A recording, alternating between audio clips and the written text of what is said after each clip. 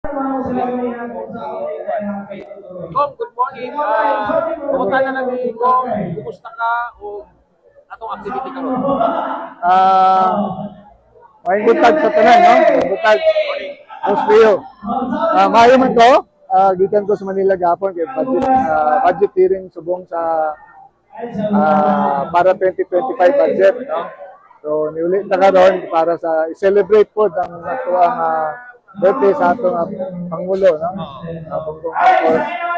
Kani party sa iyang programa para makita po siya sa atong mga kauban diri sa District 1, no? Sa constituent sa District 1. So kanina program is AKAP program siya, no? So ayuda para sa kapos ang kita program. It's part of the program sa atuang gobyerno. Actually, dili lang sa ato nga district ni ginahitabo. Ato ang administration karon ginahimo ang tanan, ginatanaw pod ang kaintang sa aton mga katawan. So, dili man lata sa District 1 ang apektado. So, as long as ang mga programa sa national government ginasupport nato na dito sa Kongreso, pero dili na siya applicable sa pila lang ka district kundi nationwide.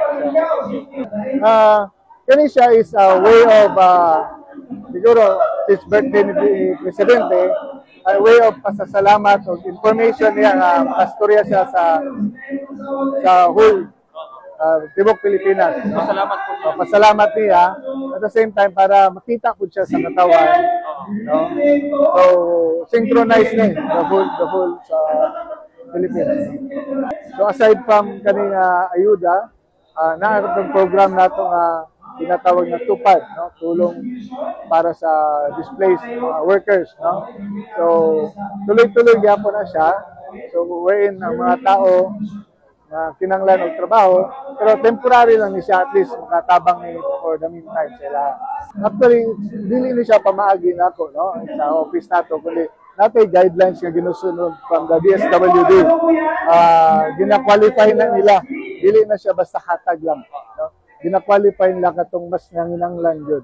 So, mo lang nang ginasunod nato. May guidelines sa DSWD, national guideline na siya nga ginasunod nato.